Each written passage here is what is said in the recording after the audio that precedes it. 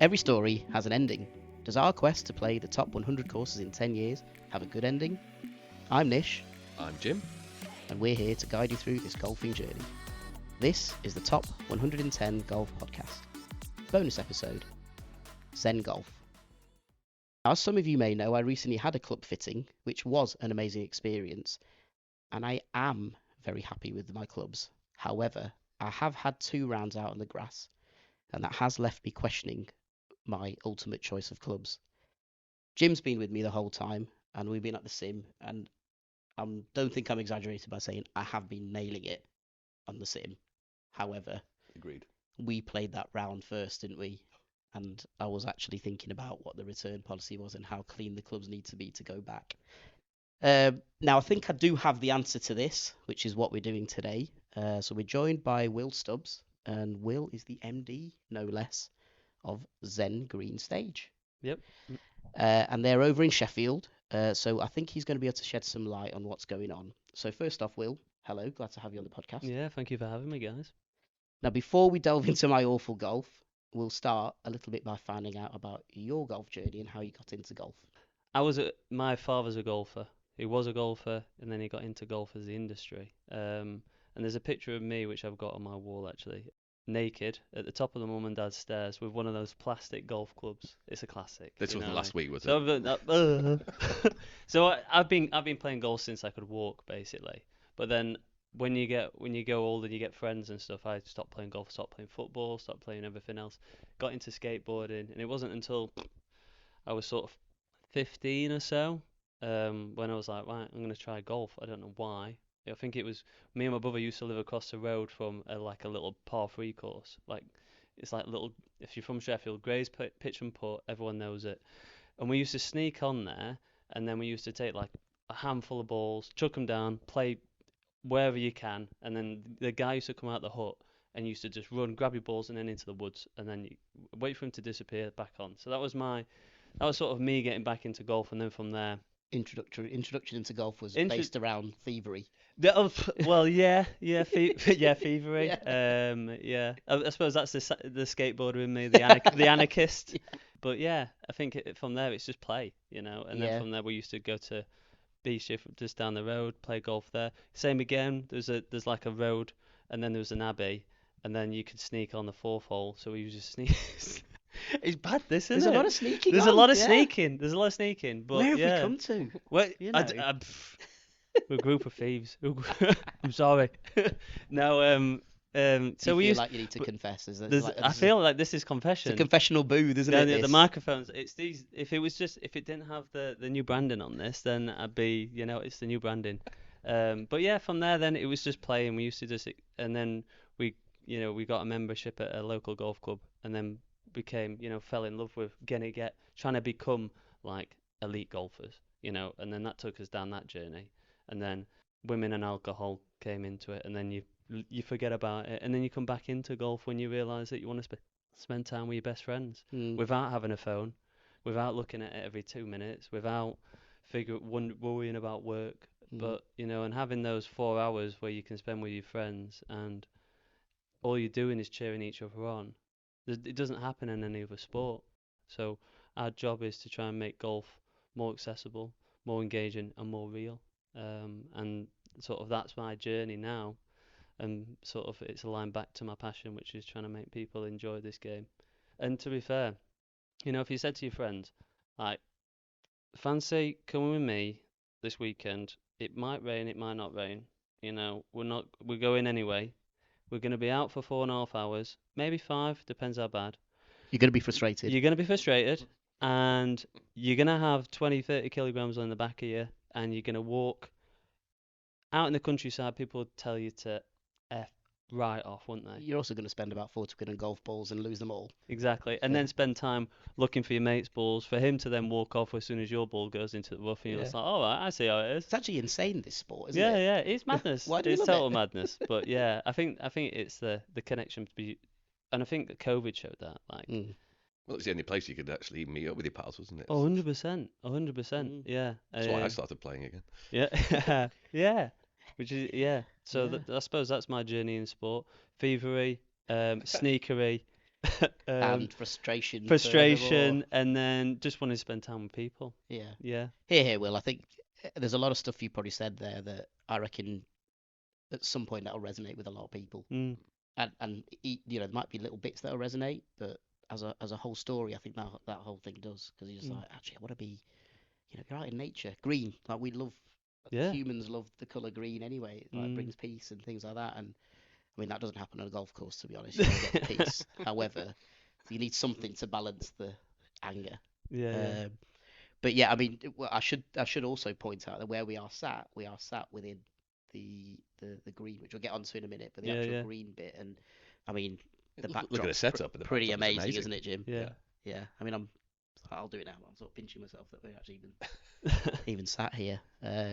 It's a fantastic facility. So we've obviously journeyed over to the wrong side of the Pennines to do this. So tell God's us. County, isn't it? Yeah. That's what they say in Lancashire as well. So tell us, from my perspective, I'm going to bring it back to me now. It's always got to be about me. It's my podcast. So, yeah, of course. I apologise. Why? You've taken up far too much time. Why am I not translating this sim striping it to what I'm doing on the course? See, so like I was saying, like if you're gonna go and allow people to go and play a sport, they'll pick up and they'll just go into the environment and they'll just go and do it. The problem which we've got with golf is that we've created this sort of barriers to entry. That you've got to do it in a certain way, you've got to play in a certain way. If we could play golf in the same speed of which we can play any other sport, there would be no such thing as driving ranges and indoor golf centres and everything like that. They've come out because people have needed an opportunity to go and experience golf in a space which is represented to them. By speed, you mean the time it takes? The time it takes, yeah. So because of that, we created these artificial environments, and the easiest way to actually build this artificial environment is to make it as standardized as possible. Just like what you see with playgrounds now, they're all the same size, steps up and the same ladders and stuff. And with standardization becomes, right, what's the cheapest way which we could do this? And with that, you create flat environments. But you look at this, just our backdrop, the golf is not flat. And that's the biggest problem. So as a human being, we're used to being adaptable. The reason why we're so successful as a species is because we're adaptable. But the problem which you've got is that you've got these golf clubs which are being fitted in a flat environment, and you're practicing in a flat environment, and then you're going out into a golf course, and the golf course doesn't represent the place which you spent your time. So you're actually specialising yourself all the time which you spend hitting golf balls on a flat environment to do one thing and one thing only, and that's to be good in that environment. So if you want to be good on a golf course, I was very good. Exceptionally good. Yeah. Let's get it right. And I think that the issue is that we look at golf pros and tour pros and we go, they must practice somewhere. Yeah, but mate, they spend every single week on the golf course and they have practice rounds on the golf course. And you know why they're really good? It's because they spend all their time on a golf course. You don't. We don't. We haven't got the time to do that. We can't commit, 30 or 40 hours a week to be on a golf course. I know somebody could. Maybe. I know some of our clients definitely Jim, can. It's caught me at a time when I can dedicate this kind of time to my golf and still be terrible. Yeah, I mean, it's interesting you said that about it's the fact that you are learning in a controlled environment. Yeah. And I've always hated the driving range generally anyway. I like too many memories of jarring the mat and hands hurting and all that kind of thing. And my oldest son, he's 7 years old now, and there's a par 3 academy course, so the holes are like 60-80 yards. Amazing. On grass, we can get out there, and I'm always like, let's go out there to play, because you'll learn it better. And it's a really nice facility, actually. It's called the Allington Golf Centre, and they are miniature holes. They're crafted that way, so they're really, really nice. Yeah. And they love it, because it's like interaction with a bit of surf, and it's like going over that. I mean, he's obsessed with trying to play out of a bunker. He can't do it, obviously, because he's 7 years old, but and he's an Agarwal, because Agarwals, if we're stuck in a bunker, that's it, we're not getting out. But it's just he's loving that interaction with something other than just. And it's different every single time. It's different. And I think how we're trying to teach people to learn the game, especially at the moment, is right. What are your clubs? What's your gapping? Let's go and do a gapping with your wedges. Let's do a gapping with your irons. Hit a number. Hit me a number. Yeah. I mean, But how many times have you had 150 in? Even a par three, there's never 150. It's never 140. It's always 143 or 147 or something. And the Yeah. pins change. Everything's changing all the time, and it's that variability. Mm. That's what makes us human. We'll, Yeah, we'll, but we'll take it. and I think that's, if we move away from the idea that what we need to, fit this numbers and we have to fit ourselves to specific things. That you go out and just like your son, the Mm. joy of it is to go and play. Yeah. If we can encourage people to go out and play and learn from the environment and learn from an environment, well, in our case, where we can recreate a golf course indoors, then you've got your golf course in this very small space. It costs less than building a whole golf course, or Jason Day, who's got his own 2 holes out of his back garden, and Harrington, who's got holes around his golf course, his own house, for people to have their own space, or even have a space which they could share with their friends. You've Mm. got agency, you've got ownership over that, and I think the power of that is really quite powerful as well. I'm loving this. Will's just like, I'm hypnotised, Will. You Yeah. really explained this the great game of ours really well. You do. Thank you. Fantastic. Thank Yeah. you. And It's so in good. terms of the whole concept of the company, Yeah. I mean, obviously you've talked about your experiences and how you got into golf, and obviously the time pressures and constraints. Where did this concept evolve from, and actually putting, a concept into reality? Yeah, so the concept was actually started in the 90s. So Nick, our founder, he worked for a company and they did a project for the Millennium Dome. And with that, it was about utilizing space frames to be able to create these these spaces. And at that time, he was thinking, I love golf, things which I think, and he thought about the idea of creating these stadium golf courses. So yeah, it's TGL, man. Wow, that is So TGL. the thing with it is that the space frames and stuff which they're using, it was like hundreds of thousands of pounds. But he won a Millennium Project award for that. But then he couldn't obviously pursue it within golf because at that time golf is just about it was before It the was times even of more of Tiger a niche Woods, sport man. then, wasn't Before the it? times of even Tiger Yeah, Woods. yeah. I You mean, got Tom Kite with the glasses like up here, you know what I mean? yeah. Unbelievable It was skin. a funny, Unbelievable skin, that guy. yeah, But fuddy-duddy sport, wasn't it? You know, it was yeah, like yeah. old men in plaid sweaters and all that sort of 100%, stuff. yeah. Yeah. But from there, then he followed his pursuit and he got into putters. He started making putters, and then he had this idea that why are we training? We got these things where we go and train with a different training aid, and then we putt with something different on the golf course. And he went, well, why can't I combine a training aid and a putter? And that's when he created the Zen Oracle, which is that blue putter which you see down there. Right. Okay. So you can actually train and then go and play an actual competitive game of golf. So you use the Oh, ball. The right. ball Okay. would go in that hole, and you do lots of different training drills to create a more smooth, more robust, more And that's synced up slope. The Odyssey 3-ball. We don't Putter, talk isn't about. it? No, but that's But yeah, so that came out before. before it. Yeah, that's what I mean. Yeah, so the Odyssey 2 ball was directly sort of like, Wow. yeah, it's wild, isn't it? But from that, then, and there's this whole thing of like, if you make putters, maybe people understand that you know how to coach. And Yeah.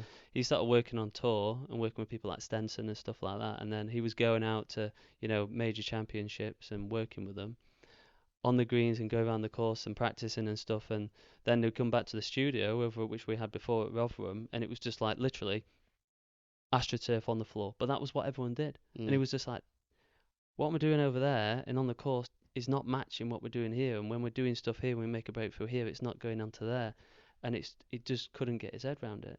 So he's just like, well, we need to actually recreate some sort of golf course here.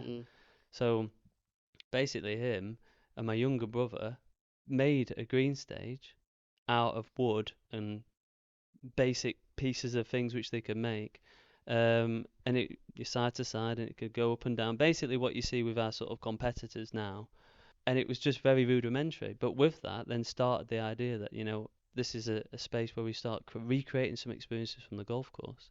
And I actually did my master's thesis on that, and I looked at putting, and I looked at, because at the time everyone was like, how Dave Pells is the man with the square like stroke and stuff like that. And I was like, surely that doesn't work for everyone, because I don't putt like that, but I'm a good putter.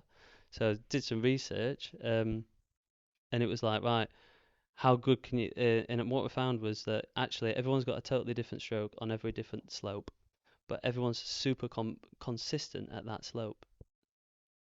on that stroke on that slope. So It's you've mind blowing. you've got a different stroke for every slope which you go on, and that's Yeah. exactly what we do. Is that we're trying to encourage you to be a variable human being who can like deal with an these environments. all-rounded golfer rather than Yeah. just And then after that, one-trick pony. all the people who were his competitors on tour became his customers.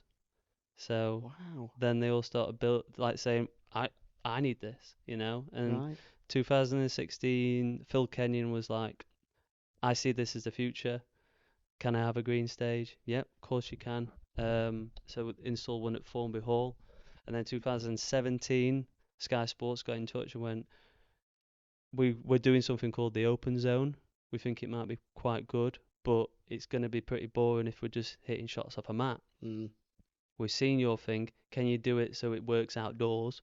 And we want to hit shots off it, and we want to hit putts off it. And it was just like, wow, we're going to have to get better. Yeah. We're going to have to become a proper, fully fledged company. Amazing. But then they won the BAFTA from that, and then from there, you know, Phil's business just went through the roof, and with that, tour players all started buying them because he was recommending them. So he was coaching, and then he'd go to their places and coach, and then from there, then, you know, it crescendos through. It's quite, you know, golf's are quite pyramid style thing, so it's like the best, and then everyone else gets it after that. Mm. So yeah, so it's been a bit of a wild journey, but I mean, Yeah. where we're at now, it still comes back to the point of it was a product which was built by a coach for coaches, and now it's where we're going now. It's trying to be a product which is something which is owned by everyone, but so they can play the game in their own way.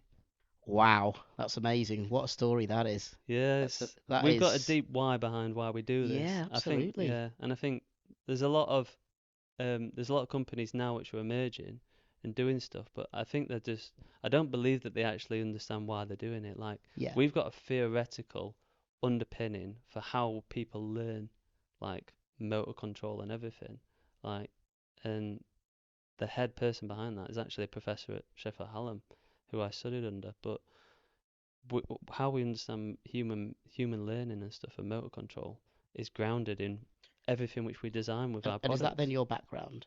That Yeah, you, yeah, you yeah. know about all Sports this science and is my sport, background, yeah. So you've got a really good deep understanding of it, and now you're translating that into Products, yeah. products that matches your Yeah, passion. that's it. Self-actualization is where we're at. Is That's that it, what you're man. saying? That's exactly where it's at. Yeah. You know, and it's about trying to take away some of the barriers so people can be de-clumsified, if that makes sense, you Mm. know, because that's what golf is, you know. If we're looking at golf, people would say, like, what we're trying to do is trying to bring golf back to the Sevi days, you know, and when people he played, he went onto the beach with a 4-iron, span his 4-iron round in the thing, created a hole, disappeared off that way, and then just hit balls towards it and did whatever he want, you know. And that's where we want to bring it back, just like what you said. Mm. He just wants to go in bunker, Get out there. find a way out. Yeah, yeah. But what we need to do is find a way where we can scaffold and support someone, so we Find a don't way take. out. And please tell me how to get out of those Yeah. bunkers. Because if you can do it, I can learn it. Yeah, but I mean, give him. We don't want to take the ownership, because as soon as you take learning away from someone, so like everyone learns in school. Yeah. It's still Victorian. It's still what we class as, you know. There's someone at the front with all the knowledge, and for you to understand what they have to do, you have to go through their knowledge. But actually, you know, how many times do we see people do something and we go, "There's no way I could have done that," but or maybe because I'm older, I should know how to do that, and that's not the way which actually Discover it yourself. Yeah, gotta discover it. wisdom doesn't come with age. No, of course not, man. And I think if we Not can, for me. Exhibit A and B. but I Yeah. think if we can find a way where we can get out the way of people learning the game, but also find a way where we can support them.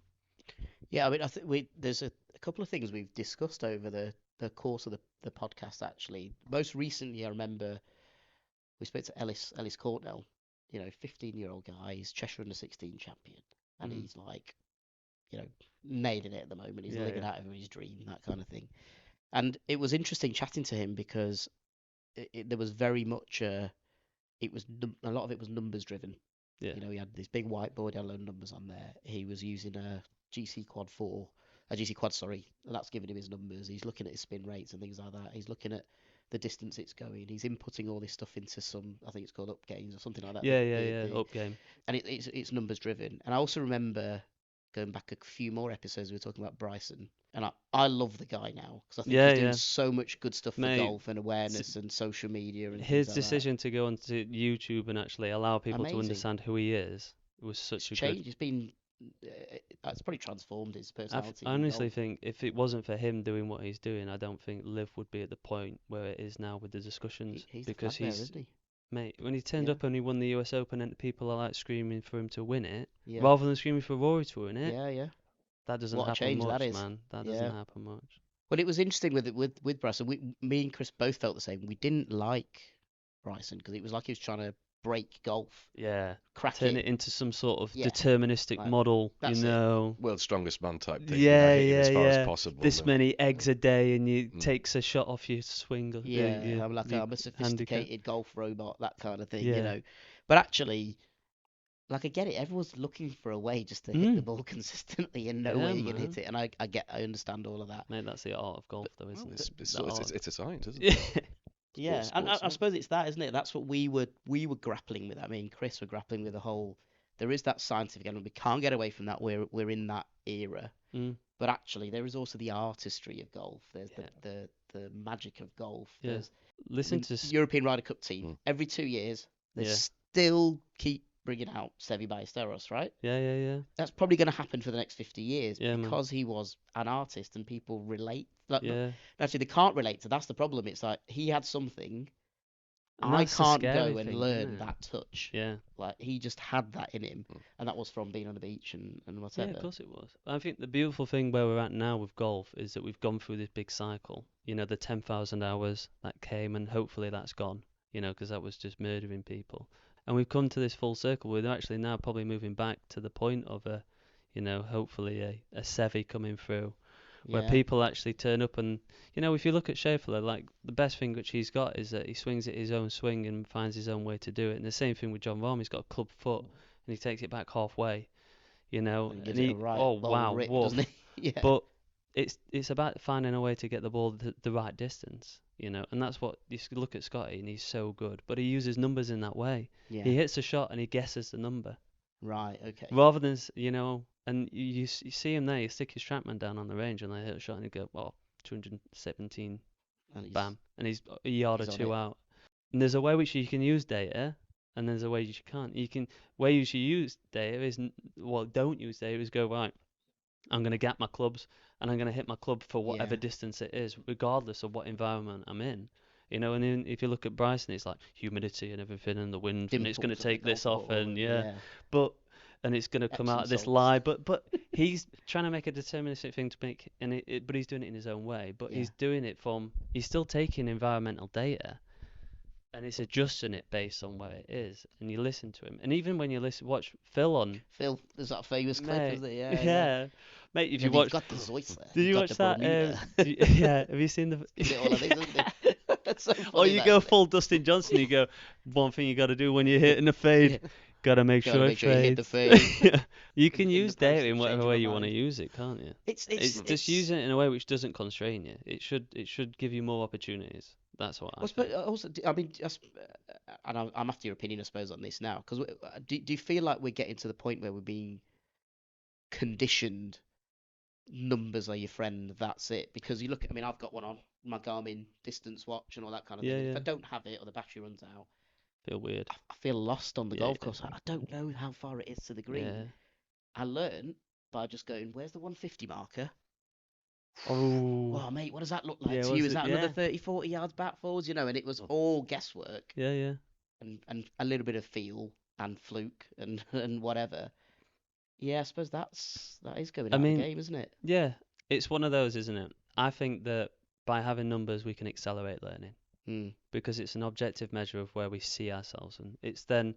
So there's this reality versus perception, but you've got to mix it with the qualitative data. You've got to understand that I'm the human being here. Yeah. Like there's times when I've hit shots and I've come in it and been even in the sim, and playing around a golf indoors, and I've gone, well, hit a 9-iron, like 155, and I'll hit it 140, and I'll just go, to be fair, I've had about 3 hours kip because I had a son 9 weeks ago, and I've got bumholes for eyes, So there's it's understanding yourself, isn't it? And it's golf's a great leveler, isn't it?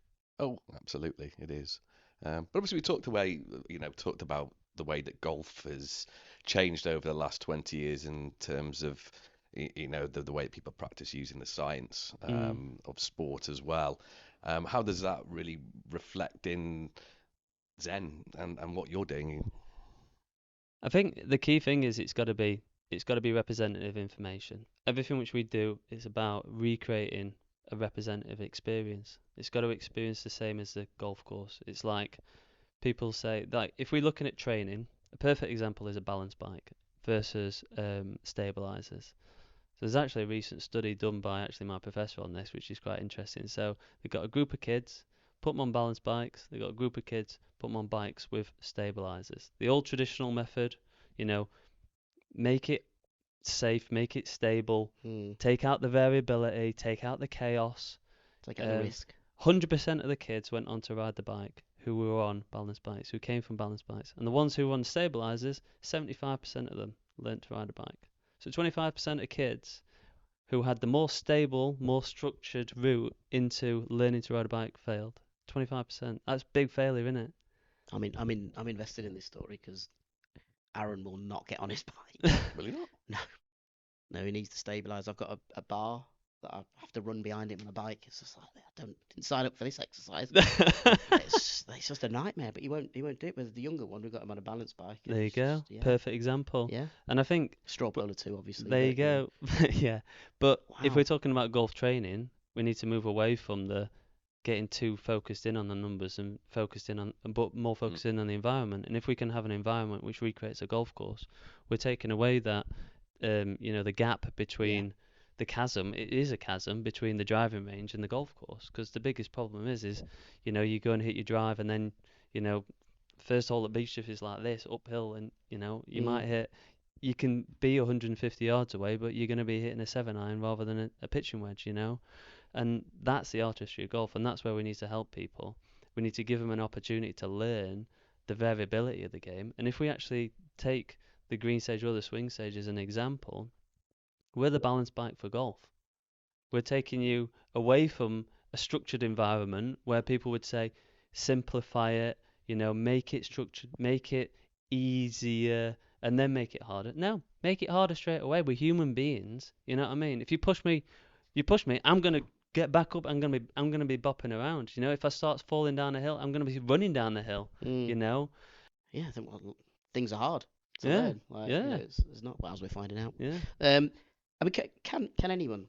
We're in a magnificent facility, by the way. The first words that came out of my mouth as well, I was like, wow.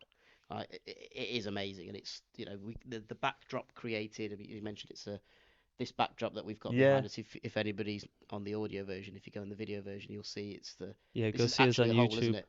Yeah, you have to go on YouTube to see this. Yeah, it's YouTube.com/ / top golf. I don't even know. People. It'll be a load of numbers and letters, won't it? But this is actually a golf hole, isn't it? Yeah. So this is our local golf club. This is Aberdell. This is where me and my brother grew up playing golf. Amazing. So even that, like you're in an actual place, and we're positioned as the green, looking back to the fairway. And can anybody come and play? Yeah. You can come rent the space out. You can come for lessons. Come and engage with us. Get in touch with us if you want to come and experience this and understand what we're about. For us, it's about getting. We look at golf, like I say, it's bought by top golfers, top academies, top pros, top coaches, and now more coaches are getting involved. But what we want is to build it up from the community up as well, because our vision is more people playing better for longer. We're not going to do that by just going through small amounts of people. We want to make this accessible. It's that classic thing with golf, isn't it? Everything ends up being elitist somehow. Yeah, So either it's a golf course that you can't get. It's a gateway. It's ultimately all technology, just like buying a computer years ago would be, or even having a phone. It was the only people who had a mobile phone years ago were the stock market guys. You know what I mean? But that's the classic sort of pyramid which we all live in. Yeah. And I think where we're trying to move to now is like how can we make this more accessible? How can we give more people ownership? How can we bring it into the game? And that's what we're working with the RNA and England Golf with, is that we're actually trying to find ways in which we can put more of these into golf clubs, into driving ranges, into, commercial spaces. And we're working with them on like this initiative, which we're calling like the first touch. What's your first experience when you come and hit a putt? Because anyone can putt, and that's the beauty of it. Like, we did a golf show a few years back, 2018 I think it was, like at the British Golf Show, and we did this challenge, like loads of different famous putts which we recreated. Person who won it, we had professional golfers on there, people who've been playing for 30 years. He was a kid with his Spurs shirt on, just went bam, started smashing balls in, and you're just like, the only thing he's gonna win. Oh my days! Oh, that's, I had to get that in as soon as you said Oh, Spurs. mate. It was like, Mate, don't you love though, Ange? Ange, what a guy! He started off, he's just so like, I'm doing my thing, and now he's just like, I'm not doing my thing, and you hate me, and you hate me. But yeah, I love his whenever they ask him a question, he's like, yeah, mate. mate. It's hilarious. Yeah, Sorry, unreal. couldn't resist that, Spurs fans. I'm sorry. Yeah, man. But I mean, looking where we've come in the last 20 years, golf and technology has enhanced our experience. It's enhanced our ability to understand ourselves through this game. It's created more opportunity. You've seen like 5-iron golf. You've seen, pitch and all these other places. Top Golf. I mean, Top Golf are doing games with Sonic. How cool is that? I mean, they're bringing kids into the game of golf through Sonic. I mean, mate, I grew up playing Sonic on Sega. Yeah. I've no idea what the whole point of that game is. Apart from you just like hold C and just go mental. Yeah. No one really knows what you're doing. And there's a lot of transferable things which we can take from those markets and bring, and skill sets, which we can bring into this to make it more exciting, more fun, more engaging. You need that the or you'd call it the bottom end of the funnel, I suppose you'd call it. Man. You need that fresh impetus coming into the game. Yeah. Where, they do take see out it the as bloody gamified, snooker maybe. tables, man. Take out the snooker tables. Yeah, Put in, like, honestly, take out a snooker table, put in a green stage, put Sky Sports on there, watch Rory hit. Oh, he's got like a 4-foot left to right downhill. Quickly, let's recreate it. Yeah. People are going to be sitting in your clubhouse. They're going to be having food. They're going to be having a pint. They're going to be socialising, doing what we do as human beings, what we should be doing. So you said you're linking up with the RNA to do that, and England Golf to do that. Yeah. So is that like, actually, let's try and get clubs a bit more active 100%. in getting this Yeah. technology? And we're working with finance companies to make it as Amazing. frictionless as possible. Yeah. What we've even thought about, let's go out to venture capitalists and let's go and give it away most of the company, but with that, then just go and put in places like this everywhere. Just everywhere. It's not a lot of space. It's not, man. Really. I mean, It's like 17 feet by 10 feet. Yeah, and a lot of clubs have got some kind of sim room somewhere, haven't Yeah. they? So it's not a huge stretch for them to go, actually, let's go a little bit further. Yeah. Give something that's a bit more, tailored, custom, and it's going to do the golfers a lot of good as well. That's it. And there won't be long before we can have the scans of all those greens of your own golf course, and then you can go and recreate your own thing, recreate the championship with the club championship winning putt, and that's where that's what I'd class as enriching it. That's enriching that whole experience. Because otherwise, you know what you'd be doing? You'd finish your round and you'd go, right, behind those trees there's a field. I'm going to have to go and stand on that field and smash some golf balls and try and figure this out. Or I'm going to go and get someone to try and tell me that you need to take the club there instead of there, or here instead of there. Which hopefully transfers to me not hating my life next time I go around that golf course. And if we can... It's a bit like you're going to my head there, Will. And there is a bunker up there if you do want to get committed. I am terrible at bunkers, but anyway. Can you just talk to us a little bit about the actual technology that you use? I'm quite interested in. I mean, obviously we used to TGL now, and everyone's heard about. It's a very famous green now. That, can change whatever. I mean, obviously I've done my research and I know kind of what's going on. But is it like hydraulic motors underneath? So we've got linear actuators which we use to be able to which we've designed ourselves, which allow us to be able to move the green up, down, left, right. And we're not sat on it right now. We are Like, sat we're on it sat right on the now. green If I now. press a button up there, we will move if I want us to move. But yeah, and Make it so. we've been really smart with how we've designed how the whole thing fits together. So if you were gonna make something go up in a straight line, this line here gets longer. So it's Yeah. called a hypotenuse issue. So Mhm. we have to be able to make. I'm a mathematician. No, There but you go. that's Was- like, kids going, oh, maths isn't useful. Mm. Well, There it you go, is. mate. If you Yeah. want to get better at golf, gotta Yeah. know it. If you got to make some crazy products. So Yeah, we've Aaron. we've had to solve that problem though. You've got to make something get longer, but it also stay in the same space, or else it'll just pull itself apart. Mm. Especially when you start twisting this thing, and we Well, have yeah, to 'cause we you have can to do that, twist yeah. it. Because we need to be able to recreate the golf course. There's times when and this is the beauty of it. I could make it flat here, and then it can make it with a twist over on this side, and then that's going to mess up your perception. Or I can Yeah. have it flat there and twist at your feet, and just being standing on a slope there boggles your mind because you're looking at something which is flat, Yeah. and then again, there's all the software which goes behind that to try and make it as engaging as and easy and accessible as possible. And we've had kids, the age of 4 playing around with this, So, and I mean, obviously, this is, and you will have got loads of coaches who've Yeah. because it's for them. mm, This is just like manna from heaven, isn't yeah, it? of They're like, course, oh my God, yeah. I can coach Well, yeah, realistic yeah. golf here. Clearly, then that would mean that you've got the absolute upper echelons players of golf. And that's it. They've obviously got these as well. Yeah. They've set up. But so you'll have obviously rubbed shoulders with some, say, big figures in golf. Yeah. Has there ever been a moment? You don't have to name a name if you don't want to, but has there ever been a moment you've gone, I absolutely cannot freaking believe I'm stood next to this person talking about getting I've been starstruck basically. To be fair, the most I've ever been starstruck was I accidentally held the door open for the gate open for Tiger Woods once onto the practice putting green. Yeah, that's it for me. Yeah, I was like, I've I was like completed that. life. You know I when don't you need to sort do of like anything go else. to a gate like a fence and you sort of like open it out to like leave, and then he walked past you and was like, "Thanks, buddy," and you're just like that.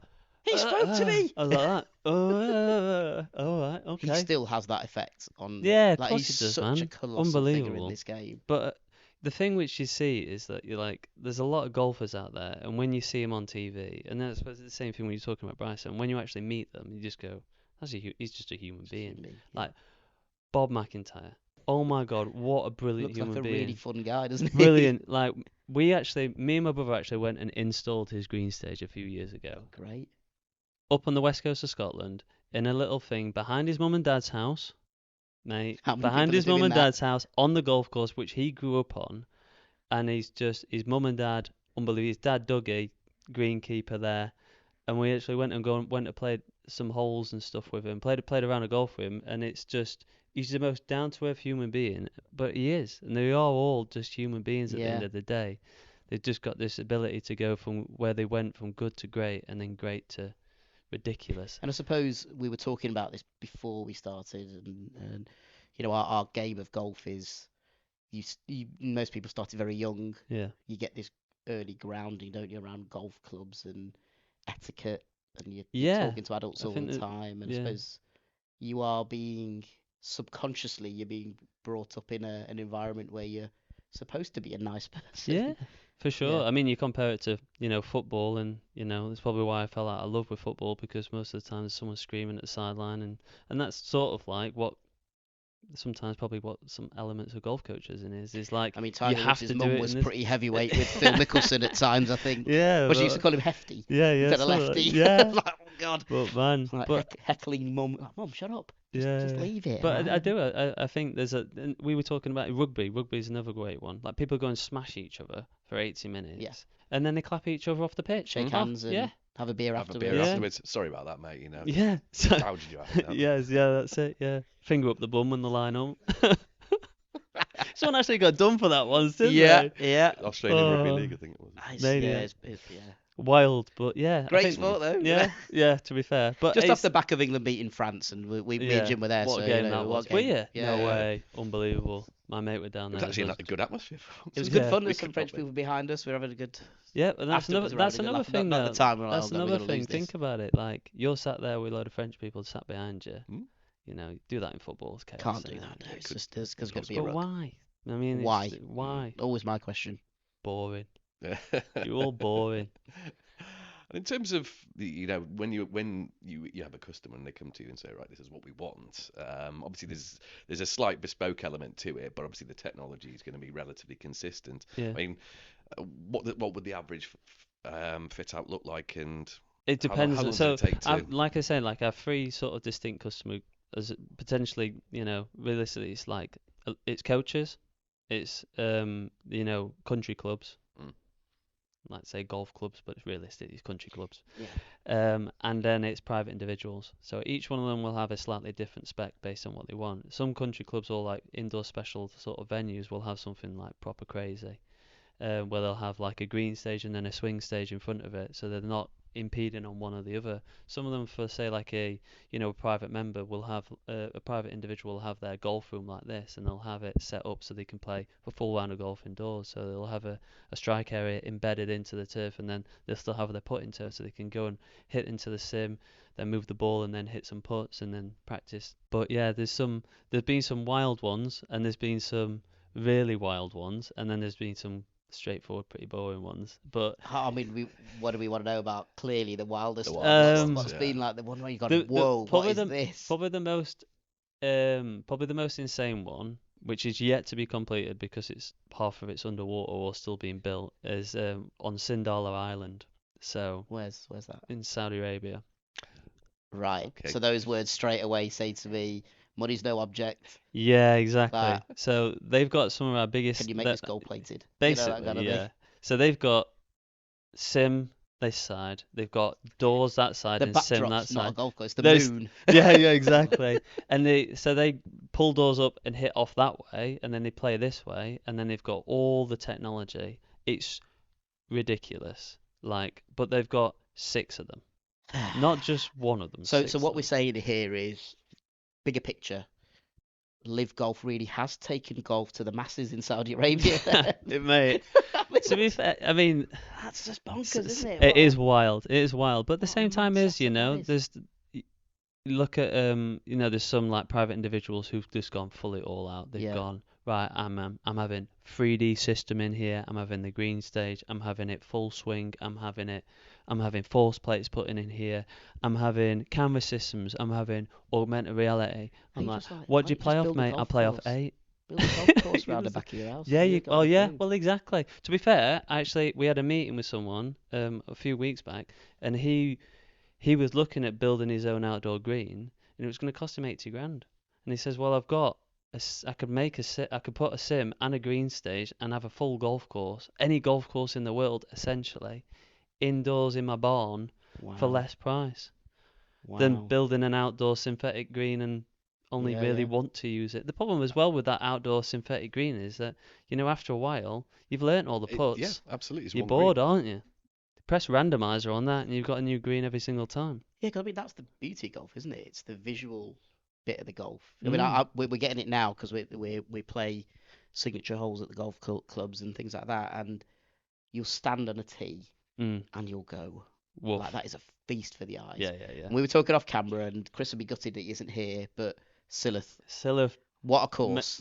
we've been going back every year Yeah, because it's literally it's just it's such a hidden gem. It's a hidden gem. It's beautiful. Every single time you go there, it could be 40-mile-an-hour wind. Like we were saying, first time we played there, it was 40 miles an hour, and the first like 9 are all into the teeth, and then the back 9 it's pretty easy, apart from one par 5, which is like the hardest hole in the world when it's into the wind. And the 9th there's a par 3. It's like 110 yards. First time I played it, I hit 7 iron. Second day, we came back after a few bevies and a dodge of the shrimp factory.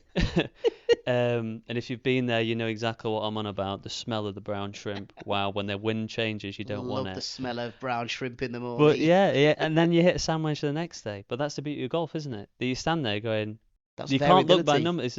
Yeah. Exactly, and you don't get that. Honestly, you can't get that in a simulator. We're being Chris are trying to figure out what we're going to do in this winter period. Mm. Like, we're lucky we can still play winter golf, but we don't want to play the good courses in the winter because they don't play off mats and things like that. To be So fair, you could play Moortown. we played Moortown. We've done Oh Moortown mate, already. Yeah, yeah, that's a great full course full as well. greens, Yeah, full tees, full cracking greens course, isn't all it? year round. Played there with Lee Sharp actually. You know, ex Unite. Oh, yeah. Yeah. What a nice guy he He is, by is. the way. I went to sportsman's dinner and he was the great stories. Yeah, Great unbelievable. stories. Wild. He's from that era, wasn't he, of football? Yeah, Where it was just crossing over to professional fully. Oh, he said it was when Also, he he was- first turned up for Man United. He said it was just he was a boy amongst men, but he was a boy at the time. But really, he was like growing up with Some heavy some of drinkers them. at the club then, weren't there? Oh yeah. But Yeah. also, I mean, what are you? We sort of mentioned it quite a few times. But what are your thoughts of TGL? Have you watched any of it? Is the I first have. question. You know what? The first thing which I watched was Good going there. I thought the guys actually, there's elements of it which I just think are brilliant. So Yeah. the shot clock. I'd rather mic up and put cameras on a local golf club and bet on golfers. You know, the average Joe golfer and have actual Oh. bets going on. How good would that be? Oh, here's Steve, 17 handicapper. He's in a rich vein of form. He's it within his handicap sort of like averages the last three Here's rounds. Steve, 17. Yeah, Everyone's like, but- he's never yeah, 17. and if he NRs, you get your money back or something like that. Oh, it's a walk off. Steve's walked. He's walked off. Give him his. I think you'd It's get a a lot of return on buy-in bets. for that, wouldn't Hey, it? but Our Brits will be all over that. yeah, going back to we would love it. Yeah.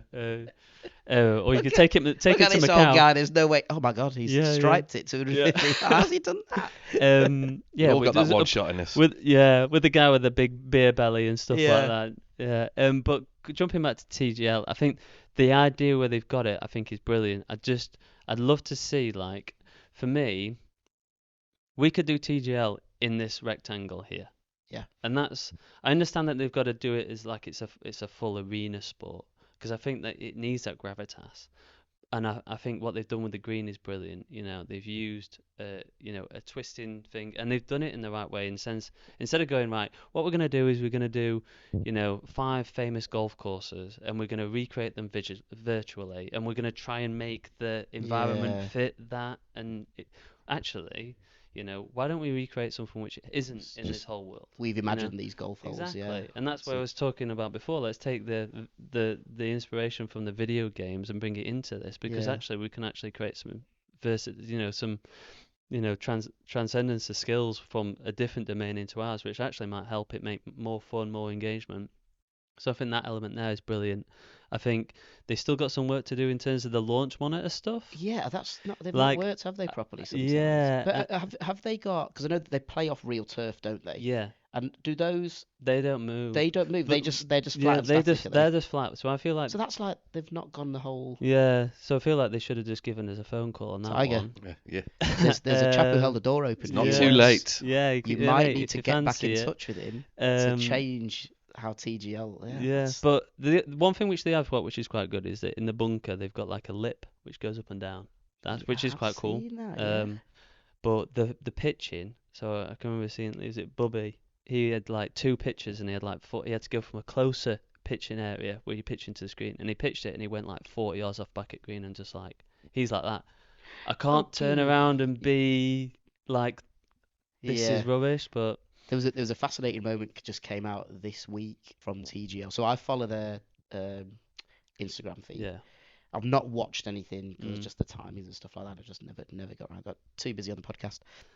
I'm a businessman. That's one I really wish I was. There's a really interesting bit came out, and it was Rory, who's on Rory's team now. I can't remember. He was on with The one of Boston, his teammates. whatever, the frogs or whatever. Yeah, the Boston. I guess teams doesn't really make sense, does it? Sometimes, but Was it Colin Rory- Morikawa? maybe it was with Colin Morikawa, and he was talking to Is it to a him, and real he said, golf ball? said about the golf ball. He said, "Oh, this is the retail version." And he said something like the dimples being different, and Colin Morikawa was just like, "Shut up, shut up, shut up." So this whole thing has kicked off now, where everyone's like, "We knew the golf ball we were getting wasn't the one that the pros play," and all this kind of So stuff. actually, they're probably just going to end up with our golf ball. You know, when they say, "Oh, we're pulling the golf ball back," now they're just going to be using give it ours. as well. Yeah, exactly. Yeah, it's like Rory, the amount of driver faces he's smashed because his driver face is thinner Right. Okay. because it gives a bit bigger trampoline effect.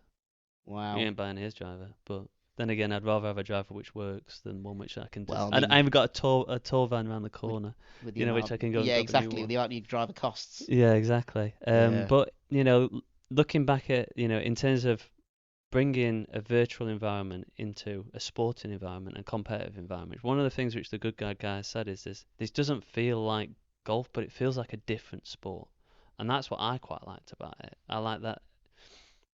Yes, we're trying to recreate golf here, but it's a golf-like game. Mm. And I think with it being a golf-like game, is it the accessibility becomes so much different. It becomes, you move away from the dogma of going, that's golf, and tuck your shirt in, play with your dad. You can't Yeah. you can't play unless you're 18 years old. You can't play golf on your own, Yeah. and you can't put a card in without someone watching you. You know. Yeah, all that archaic stuff. And I Yeah. think that golf-like game is a brilliant element, and I think, you know, the technology which they put into the green and the rotating green, it shows that actually we need to move away from that element of just that. They could have easily, you know, 5 years ago, they might have just stuck a fixed green in there and gone, right, oh yeah, play from here. And Yeah. like, this isn't really the same thing. And I think embracing that technology and actually saying to the world, like, we need variability, and everything which we should be doing should be variable. But it's like, where's the scaled down version of that? Yeah, yeah, yeah. Like, That's it. how can that be accessible?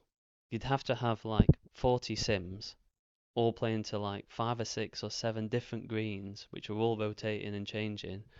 You know, it's pretty intense, the amount of infrastructure which you'd need to be able to create that. You know, a smaller version of that. Mm. You know, or you just have one of our rectangles and a simulator, and you can play golf indoors. 20 with TrackMan, and off you go, aren't you? Yeah, yeah. So I feel like there's an amazing thing that it's brought eyeballs to technology in golf. Yeah, yeah. You know, and their Series A funding was like $500 million. So someone wants to do some Series A funding for $500 million for Zen. I think we could do put all the something. links in the description. You know, you can make this game far more accessible than What you're saying is you're open to working with somebody if they want to invest yeah, half a trillion I'm open. If pounds. someone wants to say, well, let's take your vision of more people playing golf in a better way for longer, in a better way, so that they can become better golfers and better people through this sport. And we buy into your vision, we buy into who you stand for as a person and what the culture of our business is. We have to sell to the rich, expensive people because they can buy it, and they fund us, and they fund us to be able to me to turn up every day, for me to be able to feed my children. But you know, ultimately, you I know know what you that mean, yeah. it's one of our, like, so we've got like principles. We've got for coaches, for the elite, and they're a benchmark, and we say that elite for benchmark, that we have to be not only we are the safest thing on here. We're the safest system, we're the most reliable system, we're the most robust system, we're the most versatile system. You know, because we have to meet the high demand It's and that exacting standard, of isn't it? exacting standards which they ask. You know, if you ask it to go, like Bob Mack, perfect example. So everyone does aim point, don't they? Yeah. So Bob Mack, he rang me up the other week. He went, "Will, I'm on my green stage and my digital level's not saying it's the right gradient." I went, "All right, well, let's have a look at the numbers." And I went, "Well, let me show you." I think it goes, "Yeah, it's 2.2 and it should be 2%. It's saying you're telling me it's 2%." And it's like, "All right, let's have a look at numbers." And I go, "All right, just turn your digital level around." And it says 1.8 now, Will. And I go, "Well, Go the other way. yeah, Right. your digital level's bust, Bob." And yeah, I'm looking at your numbers and you bang on 2%. Actually, I can tell you brag, that. but my technology is bulletproof. Yeah. So. So actually, what he does now is that he calibrates his Off your he calibrates his digital levels, which he then Amazing. takes around the world to go and practice on golf courses on our green stage. That's amazing.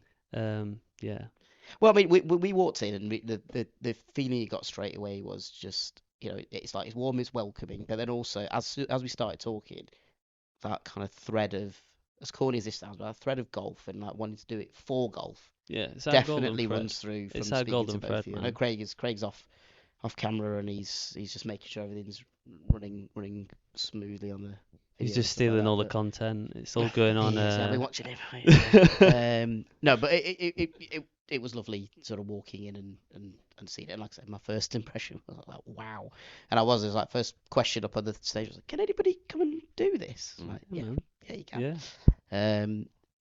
So obviously we're on the top 110 golf podcast. We Mhm. should talk about some top 100 courses. So we have already discussed Silith that we've played Yeah. mutually.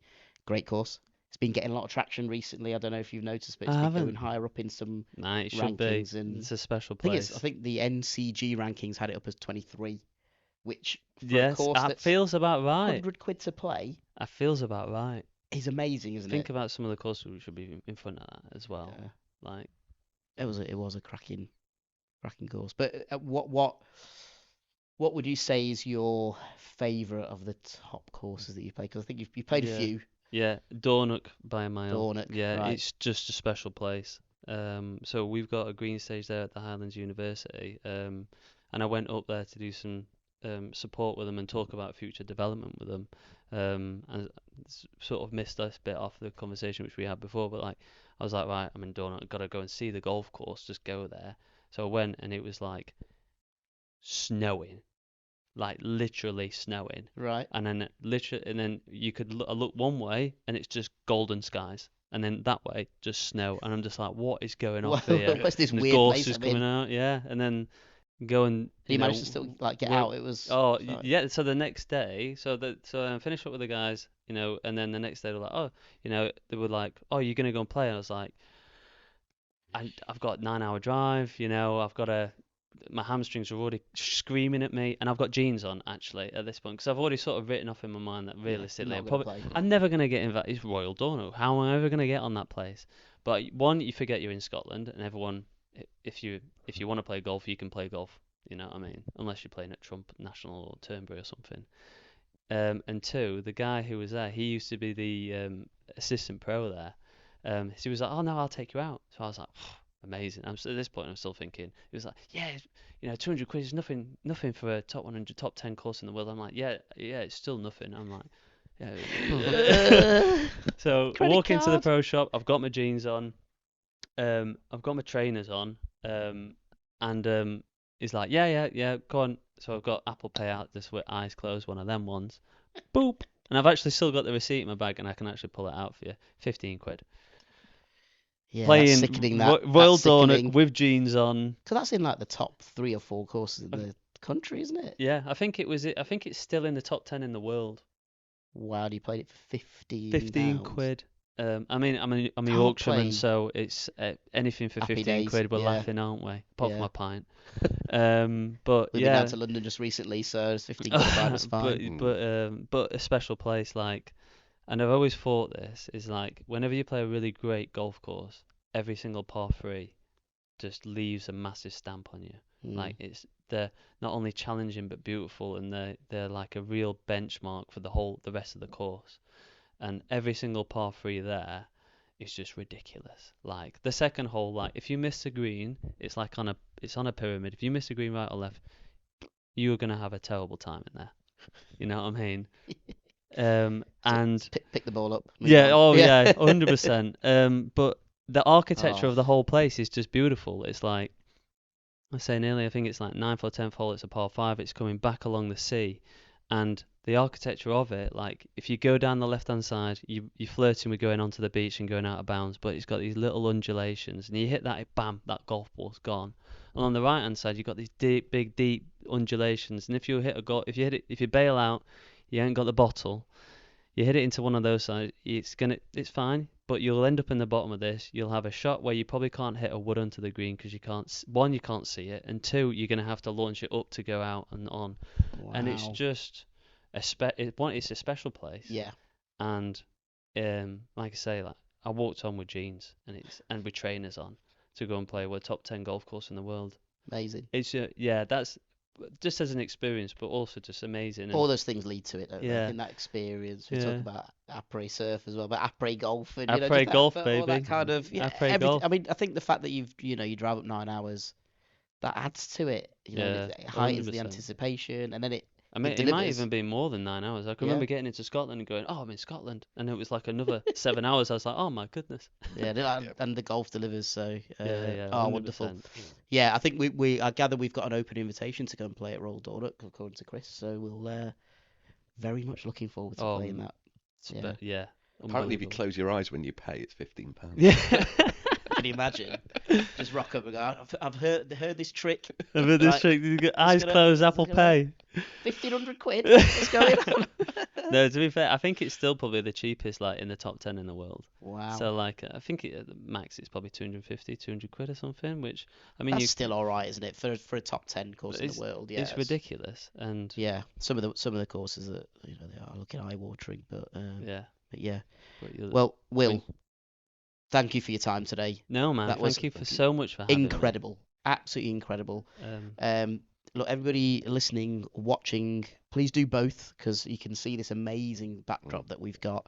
And look, share this episode, spread the word, and please spread the word about this amazing facility. Like the fact that you can just jump on, pay a bit of money, jump on and use Come it. and experience it. Come have some be amazing. fun. Come be in charge of your own learning. Be in charge of your game. You know. But yeah, give us a follow on all the social medias and stuff. And you sure you guys will be kind enough to We'll drop pop all us the in links there. on, of course. But you'll see like the people which we work with, and you know, ultimately we're not one of those companies who sell you on the features. We sell you on the testimonials and the authority of the people who use it. You know, we've got coaches out there who have always coached on the flat, and then they said that within one swing on a swing stage, I changed a golfer's golf. I changed a PGA Tour player. I changed him by just changing the slope. Amazing. And that's what we should be doing. We should be not trying to tell him to grip it in a different way, stand in a different way. Let's just change the slope. Let's see what happens. Let's explore. And I think we'll all have a better attachment to that journey, and hopefully play longer, play better, and hopefully have more opportunity to play top 100 golf courses in our time. Absolutely. Without hating it. Without going hating there it. and loving it. Yeah, absolutely. Like when And you loving went the to undulation. Exactly. Loving the ripples. Of Using the undulation. Absolutely. That's it, man. Yeah. And you're about to launch your own podcast at some point in the near future, is that correct? Yeah. Craig's the man behind that. So it's going to be called For Better for Longer. Great. And it's all going to be geared around how we can understand how we can learn this game. It's going to be For Better for Longer by Zen Golf. It's going to be about encouraging people to understand the people who are part of our journey, and you guys will be part of our journey now. No, we will gladly come back, and we'll gladly be on there, and maybe you can show us how an actual. We'll be listeners and watchers of the podcast, of course. Yeah, you can show us how an actual podcast is done. That'd be fantastic. We'd love that. We get you guys. Get you guys back for some lessons as well. I think you could have that as a nice little segment. Very much needed. Learning golf in a Zen way. Never had you know, hopefully coming out a bit more Zen. Love it. Until next time on the Top 110 Golf Podcast.